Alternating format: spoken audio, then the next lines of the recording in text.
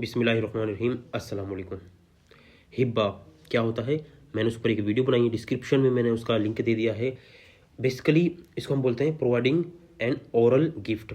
अगर किसी को ओरल गिफ्ट प्रोवाइड किया जाता है, हिब्बा कर देता है वो शख्स, अब वो कैसे साबित करेगा कि उसको ये हिब्बा गिफ्ट किया गया था। जो बकाया वारसान होंगे वो उसको चैलेंज कर सकते हैं, उसको कैंसिल भी करवा सकते हैं अगर सब मिलकर करें। तो इसको किस तरह आप सेव कर सकते हैं हिब्बा को, कोई कल को उसको चैलेंज ना कर सके, जिसको हम रजिस्टर करवा सकते हैं। उसमें कौन कौन से लोग शामिल होते हैं, जहाँ करवाना पड़ता है, किस किस लॉ को आपने सामने रखना होता है, उस पर मैंने वीडियो बनाई है। जो लोग विरासती हकूक से महरूम हैं तो उन लोगों को लाजमी वॉच करनी चाहिए। आप लाइक करें, सब्सक्राइब करें, शेयर करें आगे। स्पेशली मेरे टिकटॉक पर फॉलोअर्स थैंक यू, वो बड़े ज़्यादा ग्रो कर रहे हैं, तो वो लोग इसको लाजमी वॉच करें, आगे शेयर करें इसको। और इस चैनल को, यूट्यूब को आप ग्रो करने के लिए सबका शुक्रिया।